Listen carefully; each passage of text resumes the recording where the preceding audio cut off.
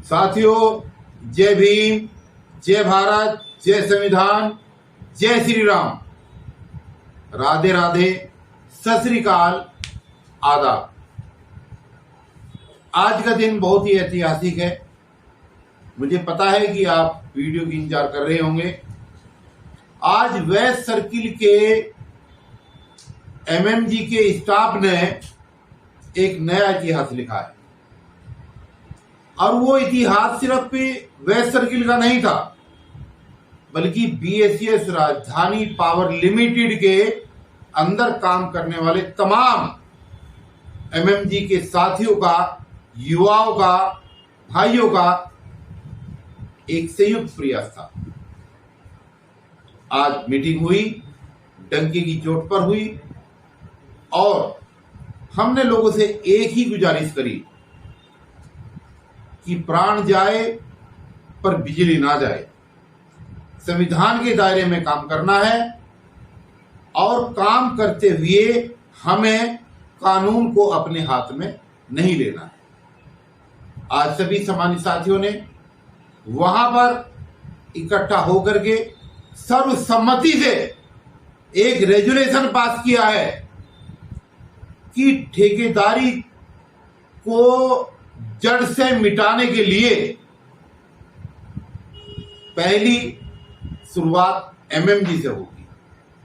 मैं तमाम एमएमजी के साथियों का, विशेष रूप से पूरी टीम का, जिसमें विमल अरोड़ा जी, राजेश तिवारी जी, राजेश राठी जी, संगम सैनी साहब और उनकी तमाम पूरी टीम, और मेरा एक पुराना साथी प्रवीण, उन्होंने जो आज प्रयास किया, उसके लिए मैं दिल की गहराई से उनको नतमस्तक होकर के सलाम करता हूं, और उनको एक आश्वासन भी दे रहा हूं।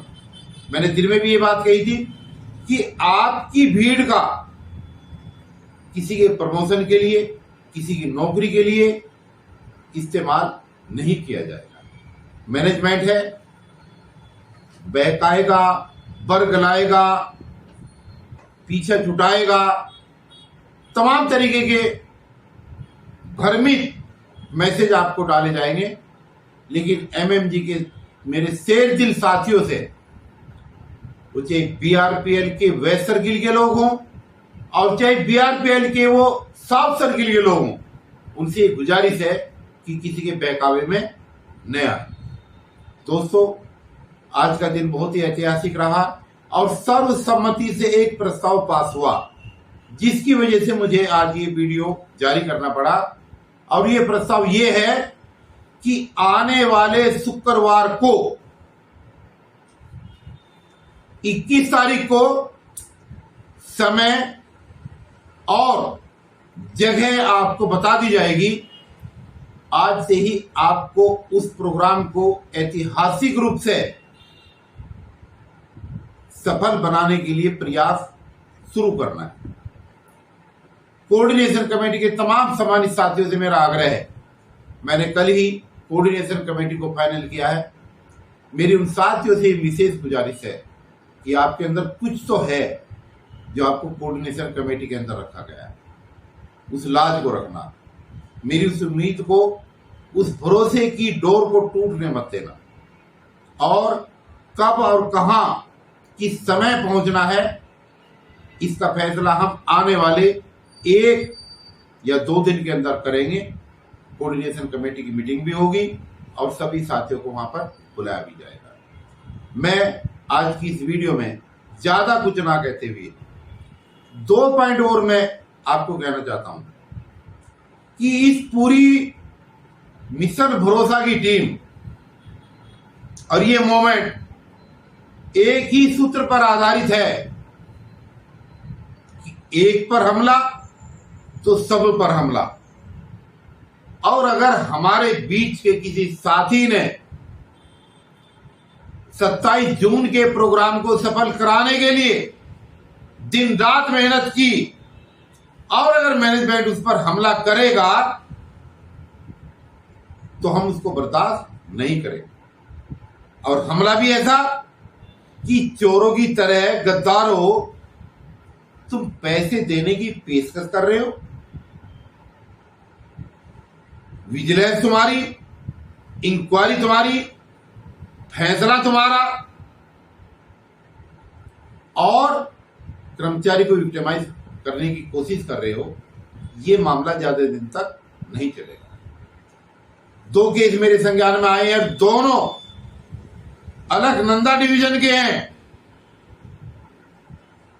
एक कर्मचारी को हमारे विक्टिमाइज किया गया, पर्दे के पीछे से पैसे देने की पेशकश की गई। अबे तुम दलाल हो क्या? पर्दे के पीछे से पैसे दे रहे हो? अगर मर्द हो तो सामने आओ, और नहीं तो मर्दानगी हम आज की तारीख के बाद आपको बता देंगे।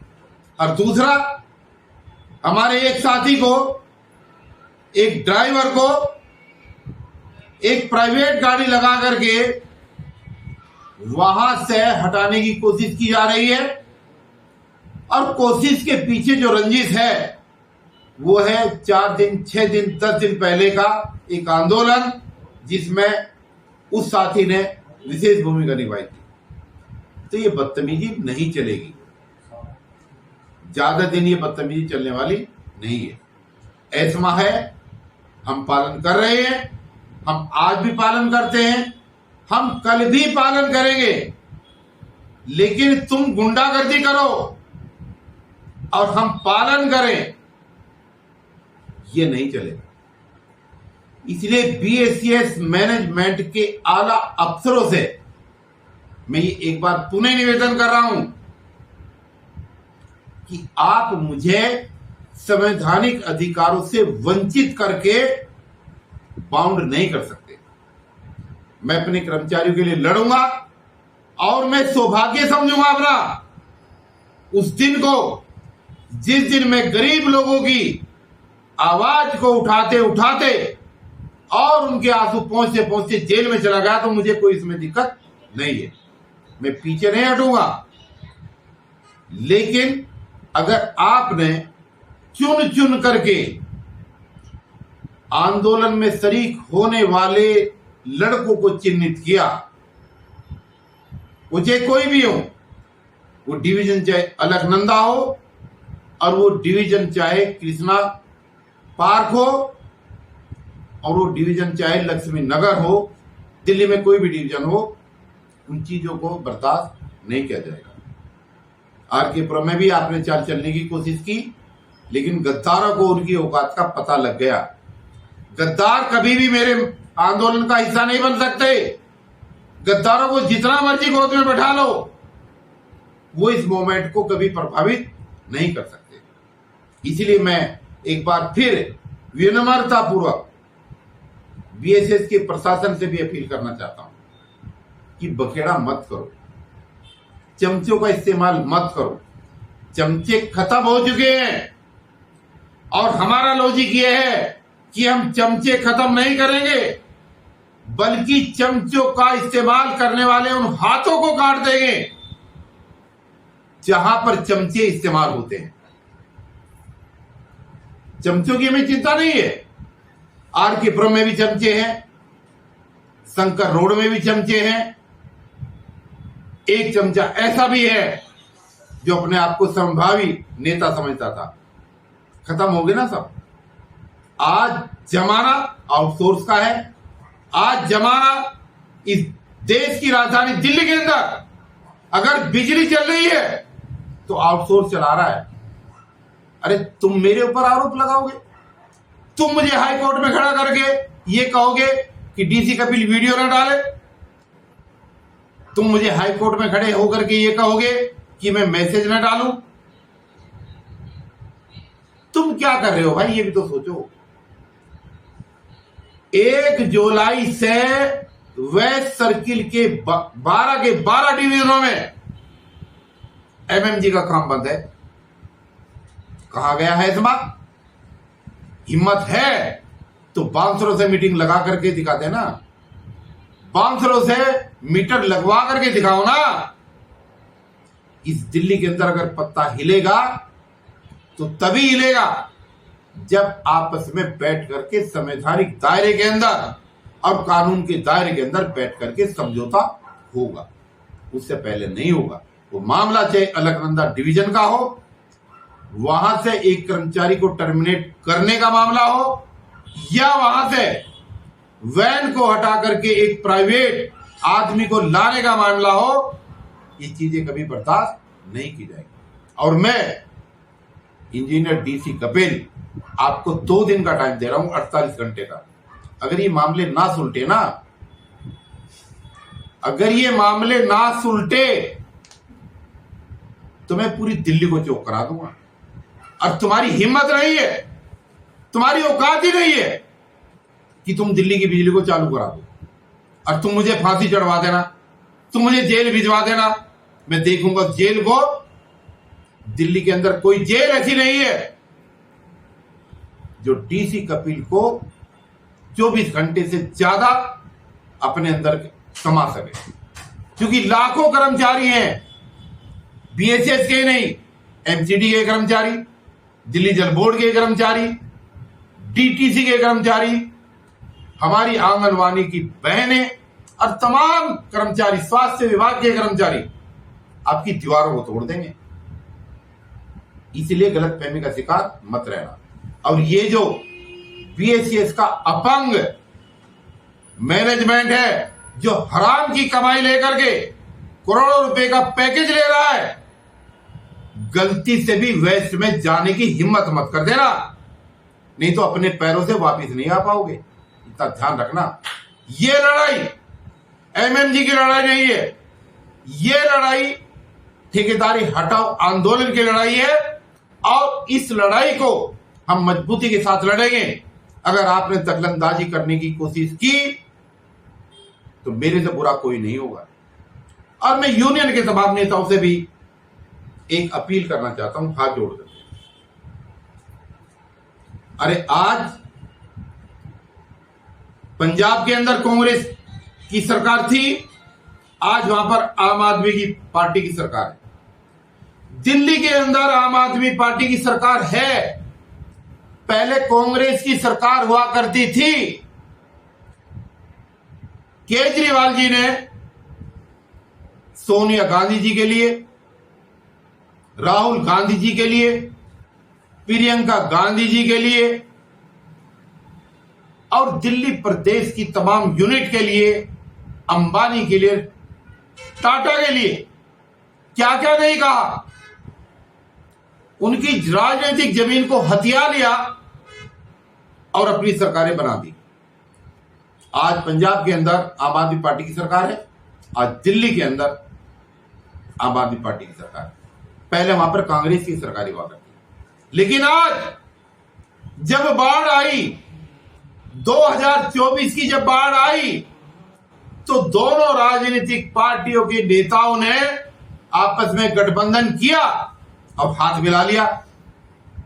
अरे यूनियन के नेताओं, तुम इतने गधे और नालायक हो गया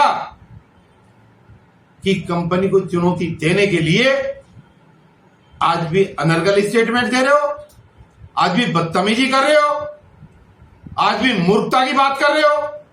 खत्म हो गए, रस्सी जलगी पर बल नहीं गया।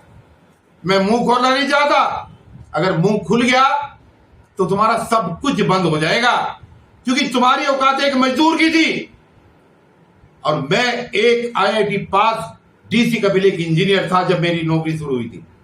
तुम्हारी औकात मेरे बराबर नहीं है। मुझे चैलेंज करने की कोशिश मत करो, मेरा मुंह मत खुलवाओ। मैं आज भी सम्मान करता हूं, जो यूनियन के नेता मेरे से बड़े हैं मैं आदर के साथ उनका सम्मान करता हूं, जो छोटे हैं उनको मैं दिल से प्यार करता हूं। आज समय का तकाजा है कि बाढ़ के इस मौसम में कंपनी को उसकी औकात दिलाने के लिए एक हो जाओ। अगर एक नहीं हुई है और मेरे बारे में तुम अपशब्द अगर बोलोगे तो ये अच्छा नहीं होगा। मैं कुछ ही इस बारे में नहीं कहना चाहता, मैं सिर्फ इतने अपील करना चाहता हूं कि आपकी औकात को पूरा आउटसोर्स देख रहा है, पूरा आउटसोर्स नजर गाड़े बैठा है कि मैं एक जनरल मैनेजर होने के बाद मजदूर हो गया, लेकिन मजदूर नहीं हो पाया। आज मजदूर ने मजदूर होना शुरू कर दिया है। और तुम जो भी आरोप लगाओ ये तो मैं कोर्ट में देखूंगा। लेकिन मेरी अपील है हाथ जोड़ करके एक बार फिर कि एक दूसरे के ऊपर आरोप लगाने से बचो। सीखो केजरीवाल से, जो चमचागिरी करके कांग्रेस के तलवे चाट रहे हैं। आज सीखो कांग्रेस से कि अपना लक्ष्य 2024 का साधने के लिए उन्होंने अध्यादेश का विरोध करने के लिए आज घोषणा करी है। जब वो लोग इकट्ठे हो सकते हैं तो तुम किस खेत की मूली हो? तुम हो कौन? तुम्हारी औकात क्या है? तुम इकट्ठे क्यों नहीं हो सकते? इसलिए मैं एक बार फिर हाथ जोड़ करके तमाम यूनियन के सम्मानित नेताओं से ये कहना चाहता हूं कि दोस्तों, मेरे बारे में चाहे कुछ भी कहो, लेकिन एक बार इकट्ठा हो जाओ अगर अपना अस्तित्व बचाना है। और सच्चाई को समझ लो कि देश की राजधानी दिल्ली के अंदर अगर बिजली चल रही है और संगठन चल रहा है तो अफसोस की वजह से चला, तुम्हारी कोई औकात नहीं है। 10% लोग सिर्फ जीपी के बचे हैं और 10% लोग भी तुम 4 खेमों में बटे हुए हो। तुम्हारी औकात ही कुछ नहीं है। समय रहते हुए आ जाओगे तो तुम्हारा मान सम्मान होगा, और समय रहते हुए अगर नहीं आओगे तो तुम्हारी मिट्टी इतनी खत्म कर दूंगा कि तुम अपने बच्चों के सामने भी मुंह दिखाने लायक नहीं रहोगे। इसलिए मेरी गुजारिश बीएसएस के मैनेजमेंट से कि अलकनंदा को छेड़ना मत। अलकनंदा डिवीजन में ही दिल्ली की ऊर्जा मंत्री रहती है, और अगर हम अपने पे आ गए तो तुम्हारी सबकी छुट्टी करा दूंगा मैं बीएसएस से। ये जो तुम्हारे बड़े बड़े पेट हो रहे हैं ना, और तुम्हें बड़े बड़े पैकेज मिल रहे हैं, ये सब तुम्हारे पिछवाड़े में घुस जाएंगे। इसलिए अलकनंदा के दोनों केस, एक ड्राइवर का केस, एक लड़के को टर्मिनेट करने का केस, इसको 2 दिन के अंदर सिमट देना, नहीं तो पूरा दिल्ली मैं चौक करवा दूंगा। मैं इंजीनियर डीसी कपिल इस मामले में पीछे नहीं हटूंगा। और एक पर हमला सब पर हमला, एक पर हमला सब पर हमला। कोऑर्डिनेशन कमेटी के तमाम सम्मानित साथियों से मेरी ये गुजारिश है कि मेरा एक शेयर भी गायब होगा, उसको जितनी सैलरी, लास्ट सैलरी की स्लिप मेरे को दिखाएगा, उसकी सैलरी का इंतजाम करना और उसके बच्चों को उसका चूल्हा चलवाना मेरी जिम्मेदारी है। मैं होश आवाज के साथ कह रहा हूं, एक नहीं चाहे 100 कर्मचारी भी टर्मिनेट हो जाएं, मेरे पास इतनी हिम्मत और इतनी शक्ति है कि मैं सबकी सैलरी दूंगा, लेकिन किसी को मायूस होने नहीं दूंगा। एक पर हमला सब पर हमला, जोड़ो और जोड़ो अभियान ये जारी रहेगा। इसको ना किसी ने रोका, ना कोई रोक सकता, और ये ना ही रुकेगा। इसलिए मैं अपने तमाम कोऑर्डिनेशन कमेटी के साथियों से सचेत हो जाएं, और अगले आने वाले 1 या 2 दिन के अंदर हम कोऑर्डिनेशन कमेटी की मीटिंग करेंगे। मैं आपको मैसेज डालूंगा। मैं उम्मीद करता हूं, मेरी ताकत आप ही है, कोऑर्डिनेशन कमेटी मेरी ताकत है। आप लोग इसको संजीदगी से लें और हम एक नया इतिहास, आने वाले फ्राइडे को 21 तारीख को हम एक नया इतिहास लिखेंगे। इसको कोई नहीं रोक सकता। इसलिए आप सब लोग सचेत रहें, और मैं अपने शब्दों को यहीं पर विराम दे रहा हूं। जय भीम, जय भारत, जय संविधान, जय श्री राम।